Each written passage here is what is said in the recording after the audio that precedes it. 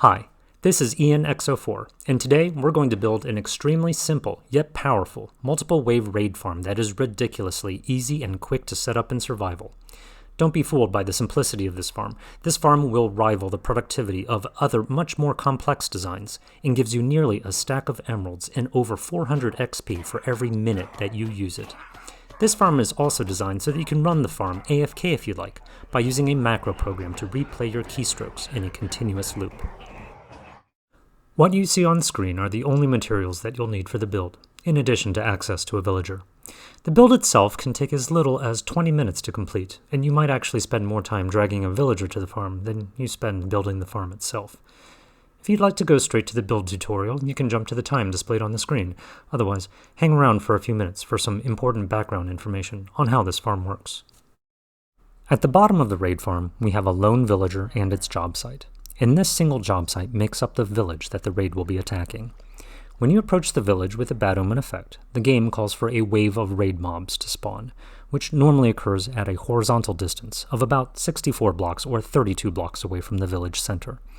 But since we're in the middle of the ocean, all of those spawn attempts will fail, and the game will instead attempt to spawn mobs directly over the X and Z coordinates of the village center, making 20 such attempts, with a random 0 to 4 added to the X and Z coordinates for each attempt.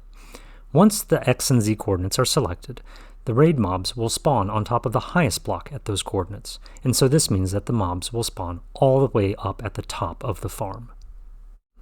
During a raid, the game checks for the raid mobs within a distance of 112 blocks from the village center, and if it doesn't find any, it assumes that you've defeated the wave, so it summons the next wave of the raid. So here's the thing, the spawning platform is already over 112 blocks away from the village, and so after the first wave is called, the game thinks that you've defeated it, and so a second wave immediately follows, and then the third, and so forth, until all of the waves of the raid show up on the spawning platform, literally within moments of each other. Once these mobs appear, we use a lever to activate a water current to flush the mobs towards the drop shaft. Ravagers are too big to fit in the drop shaft, but they're the only mobs tall enough to touch the lava hanging overhead, and so they end up burning to death. Everything else goes down the drop shaft, which brings them to just a few hit points shy of death, and then you finish them off with a sweeping attack from your sword. Evokers won't have the chance to summon vexes when you kill them with one hit, but on rare occasions the fall damage for the evoker is reset while going down the drop shaft, so that multiple hits are needed to kill them. In these rare situations, the boats surrounding the drop shaft will trap the vexes until they die naturally. Now interestingly, the pillager captains that form part of the raid can give you the bad omen effect if they're more than 112 blocks away from the village center when they die, which they are in this farm design. So when you kill the mobs in the drop shaft, you'll get the bad omen effect again, which lets you drop down to the village below and trigger another raid. And this goes on for as long as you like. The farm will be most productive if playing in hard difficulty, because there are more mobs and more waves in a raid, and you'll be better off with a looting sword to extract the most out of each kill. The player inventory and a single hopper serves as the sorting system for this farm. You simply put a single emerald or other stackable item from the farm into each slot of your inventory and hopper, and this will automatically filter out all the desired drops from the junk that will be left behind in the drop shaft. You can collect over 2,500 emeralds this way before running out of space. And this will be roughly enough to buy every single enchanted book that you would need to fully enchant every piece of diamond armor, every diamond weapon, and every diamond tool in the entire game, twice. Totems of Undying are not stackable, and so you'll need to do some manual sorting if you want to collect these. But you typically only need maybe a dozen totems. Once you have enough of these totems set aside, any additional totems will basically become junk. Alright, let's get to building. Start by finding an open spot in the ocean at least 70 blocks from any land. You can change the render distance temporarily to 6 chunks as a quick way to verify that there's no land nearby. Ideally, the build site should be relatively close to a pillager outpost, so that you can kill a captain there and get the bad omen effect. And it'll be helpful to have a village nearby as well, because you'll need to abduct one of their citizens later on. To start the build, pillar up to the ocean surface, or start by building off of some kelp, or place a lily pad on the surface, then set a block underneath. From here, pillar up on 153 sand blocks, or use scaffolding, until your feet are at Y216. At the top of the pillar, set down 3 temporary blocks in any direction other than north, and then turn right at the end and add 2 more temporary blocks.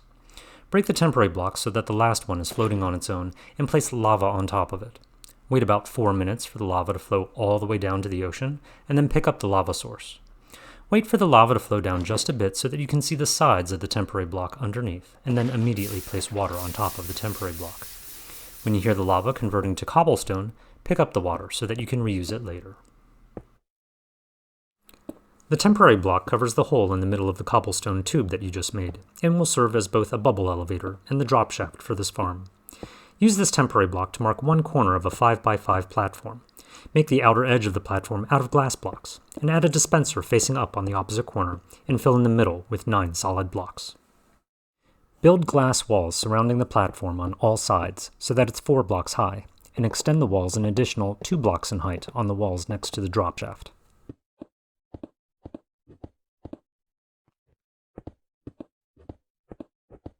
Remove the temporary block that covers the drop shaft hole, and add a piston so that it will block the drop shaft when it's extended. Place 3 signs to suspend lava over the drop shaft, and add a water bucket to the dispenser on the other side. Now place a torch high on the wall over the dispenser to prevent spawning on top of the dispenser face. Now find the northwest corner of this 5x5 platform, and write down the X and Z coordinates, or take a screenshot. This is important information that you will definitely need later.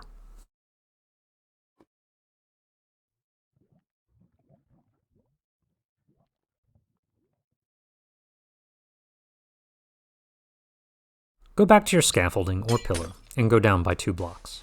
Fill in the glass wall as you leave, and place a solid block next to the piston, and 2 blocks below it.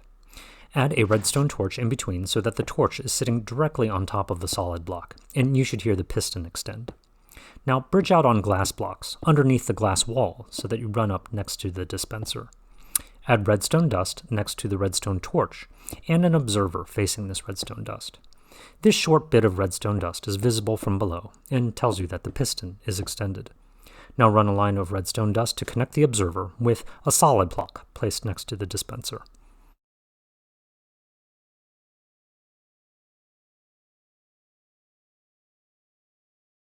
Make sure that you have exactly 11 redstone torches in your hotbar, and then pillar your way down as you make a redstone torch tower by adding a solid block every other space with a redstone torch on top of the block until you run out of redstone torches. Just one layer lower, set down a 5x5 frame of glass blocks so that they surround the drop shaft. Your feet should be at Y 191 when standing on this frame.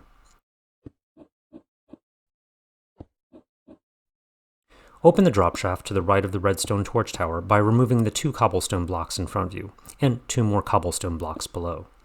Carefully place 2 blocks down below so that there is a line of 3 blocks for you to stand on later.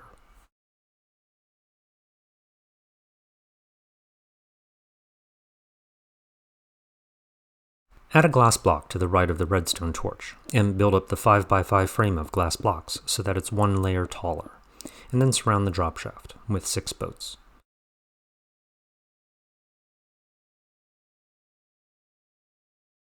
Hop down to the platform that you made a moment ago, and confirm that your feet are at Y 189. Then add a chest overhead, and one inside of the drop shaft at your feet, and then feed a hopper into the chest in front of you. Remove the 2 cobblestone blocks to the left of the hopper and chest, and remove 2 more cobblestone blocks below. Jump down and place water inside of the tube for your future bubble column. Place 4 blocks of glass as shown, and add 3 ladders to them. Go back up and stand under the redstone torch tower, and place a trapdoor in front of the chest. The hinge for the trapdoor should be on the side furthest from you. Place a torch on the other side of the trapdoor to prevent general mob spawning at night. Now stand on the torch, and place a lever on the bottom side of the redstone torch tower, and place a gate underneath.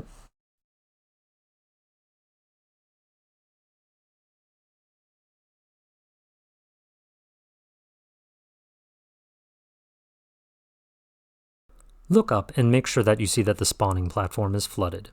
Test the lever to make sure that it opens the gate and stops the flooding of the spawning platform. You should also see that the short line of redstone next to the observer light up.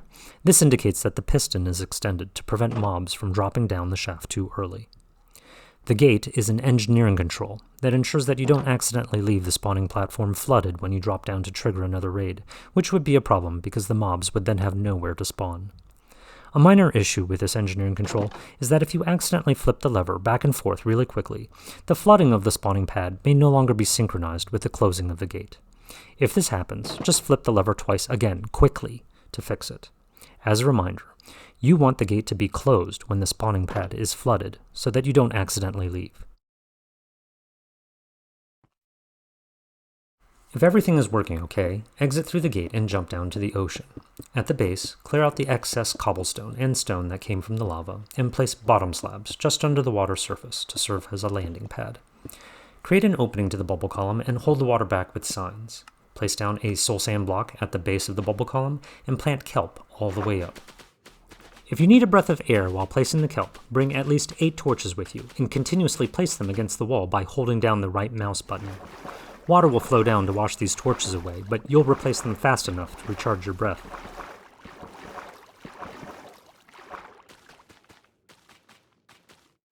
When you get to the top, jump back down and remove the bottom kelp and test out the column to make sure that it's working.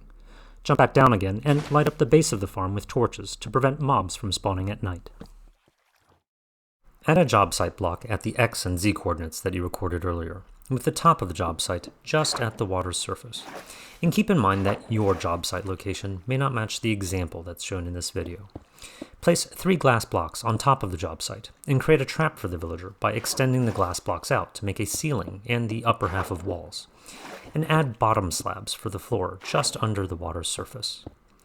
Now capture a villager in a boat and ride the boat straight into the trap. Exit the boat and break it so that you can crouch down and let yourself out. And then fill in the bottom half of the glass wall so that drowns can't hurt the villager.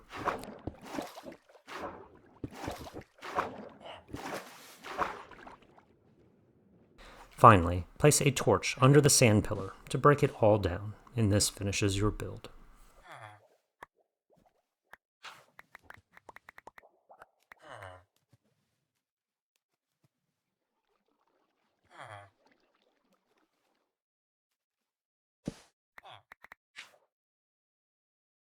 To start the farm, kill a pillager captain at a nearby outpost to get the bad omen effect, and then approach the farm in a boat, or fly in with elytra, or come through another portal.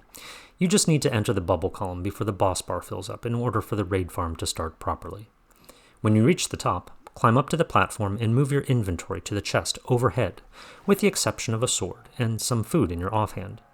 Your ideal sword should have sweeping edge and sharpness to make sure that evokers and witches are killed quickly, and also looting 3 so that you can get the most drops. And mending would be preferred as well to keep your sword in great shape. Wait for the horns to finish blaring so that you know that all of the mobs have spawned in. Flip the lever to flush the mobs to the drop shaft, and swing your sword in the gap between the chest and hopper about once per second until all of the mobs are dead. It usually takes about 40 seconds or so to kill off the entire raid.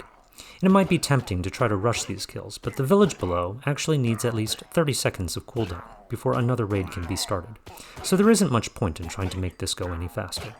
Just make sure that you attack regularly to kill off any evokers before they can be healed by witches. When you're done, flip the lever to open the gate and drop down to do it all over again. Any mobs remaining from the previous raid will despawn so that you have a fresh start each time. After 2 rounds of raids in hard difficulty, you'll get enough totems in your chest and personal inventory that you won't really need anymore. Set them aside along with any emeralds and other desired items, and then toss the remaining junk into the ocean. Now break the chest so that the hopper has nothing to feed into. From now on, you'll use the hopper and your own inventory as a sorting system. Just place a single stackable item into each slot of your inventory and in the hopper so that you can only pick up these items. Everything else will stay inside the drop shaft and will despawn in 5 minutes. In the beginning of this video, I mentioned that this raid farm can be run AFK. Now most AFK raid farm designs use auto-clickers, pistons, pressure plates, redstone timers, and other tricks so that the farm can be operated without user intervention. To keep things simple, this farm relies on a macro to record keystrokes so that we don't need to build all that other stuff. All you need to do is remove the gate while it's in the closed position, and flip up the trap door. In your game controls, turn off auto jump and map the attack and use functions to keys on the keyboard. Position yourself all the way up against the hopper and trapdoor, and then aim your mouse in the gap as if you were attacking. Press F3 and fine-tune the aim of your mouse so that you're pointing up at about -54 degrees, and so that you're facing directly east, west, or south, depending on how you built your farm. The angles should be -90.0, 0.0, or 90.0 degrees. Now record one cycle of operating the raid farm using only your keyboard for controls. While recording, you should keep food in your offhand and hold down the use key while you go up the bubble column to make sure that you don't starve.